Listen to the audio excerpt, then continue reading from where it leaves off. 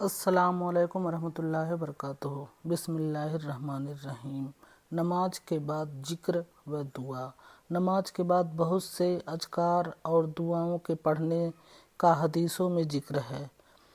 ان میں سے جس قدر پڑھ سکیں پڑھیں، لیکن ظہر و مغرب اور عشاء میں تمام وظیفے سنتوں سے فارغ ہونے کے بعد پڑھیں۔ سنت سے پہلے مختصر دعا پر قناعت چاہیے، ورنہ سنتوں کا ثواب کم ہو جائے گا، اس کا خیال رکھیں۔ فائدہ: حدیثوں میں جن دعاؤں کے بارے میں جو تعداد مقرر ہے ان سے کم یا زیادہ نہ کریں، کیونکہ جو فضائل ان دعاؤں کے ہیں انہی عددوں کے ساتھ مخصوص ہیں۔ ان میں کمی بیشی کرنے کی مثال یہ ہے کہ کوئی تالا کسی خاص قسم کی کنجی سے کھلتا ہے، تو اگر اس کنجی کے دانے کچھ کم یا زائد کر دیں تو اس سے وہ تالا نہ کھلے گا۔ ہاں، البتہ اگر گنتی شمار کرنے میں شک ہو جائے تو زیادہ کر سکتا ہے، اور یہ زیادہ کرنا گنتی بڑھانے کے لیے نہیں ہے، بلکہ گنتی کو یقینی طور پر پوری کرنے کے لیے ہے۔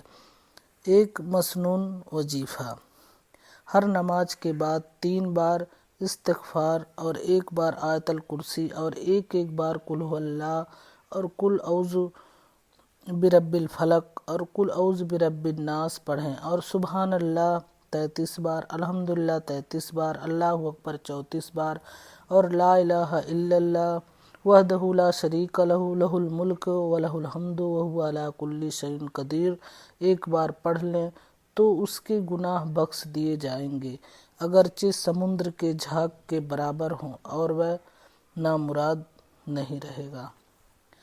جماعت و امامت کا بیان۔ جماعت کی بہت تاکید ہے اور اس کا ثواب بہت زیادہ ہے، یہاں تک کہ بے جماعت کی نماز سے جماعت والی نماز کا ثواب 27 گنا ہے۔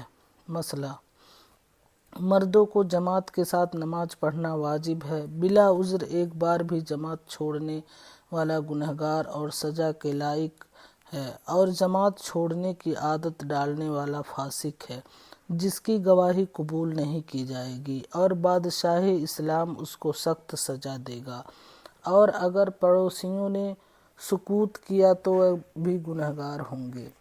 جمعہ و عیدین۔ مسئلہ: جمعہ و عیدین جماعت شرط ہے، یعنی بغیر جماعت یہ دونوں نمازیں ہوں گی ہی نہیں۔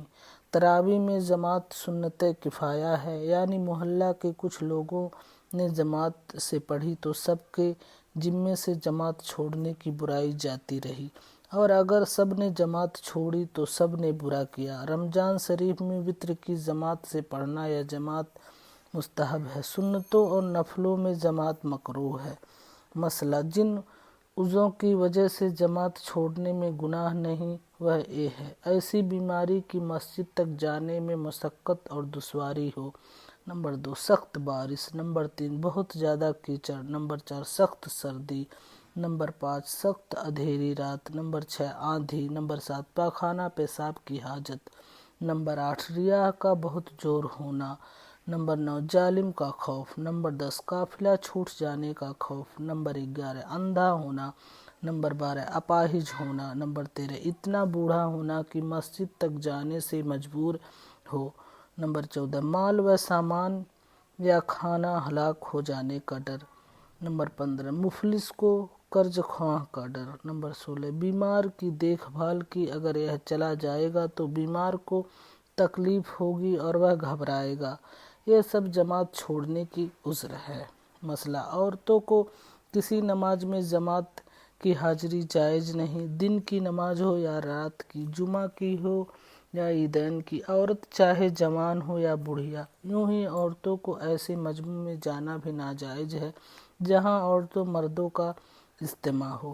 مسئلہ: اکیلا مقتدی مرد اگرچہ لڑکا ہو، امام کے برابر داہنی طرف کھڑا ہو، بائیں طرف یا پیچھے کھڑا ہونا مکروہ ہے۔ 2 مقتدی ہو تو پیچھے کھڑے ہو، امام کے برابر کھڑا ہونا مکروہ تنزیہی ہے۔ 2 سے زیادہ کا امام کے بغل میں کھڑا ہونا مکروہ تحریمی ہے۔ مسئلہ: پہلی صف میں اور امام کے قریب کھڑا ہونا افضل ہے، لیکن جنازہ میں پچھلی صف میں ہونا افضل ہے۔ مسئلہ امام ہونے کا سب سے زیادہ حقدار وہ شخص ہے جو نماز و طہارت وغیرہ کے احکام سب سے زیادہ جاننے والا ہو، پھر وہ شخص ہے جو قرأت کا علم زیادہ رکھتا ہو۔ اگر کئی شخص ان باتوں میں برابر ہوں تو وہ شخص زیادہ حقدار ہے جو زیادہ متقی ہو۔ اگر اس میں بھی برابر ہو تو زیادہ عمر والا، پھر اس کے اخلاق زیادہ اچھے ہوں، پھر زیادہ تہجد گزار۔ گرچہ کہ چند آدمی برابر درجے کے ہوں تو ان میں جو شرعی حیثیت سے کیفیت رکھتا ہو وہی زیادہ حقدار ہے۔ مسئلہ گنوار، اندھے، حرامی، کوڑھی، فالج کی بیمار والا، برس کی بیماری والا، امرد، ان لوگوں کو امام بنانا مکروہ تنزیہی ہے اور کراہت اس وقت ہے جب کہ جماعت میں اور کوئی ان لوگوں سے بہتر ہو، اور اگر یہی امامت کے حقدار ہوں تو کراہت نہیں، اور اندھے کی امامت میں تو خفیف کراہت ہے۔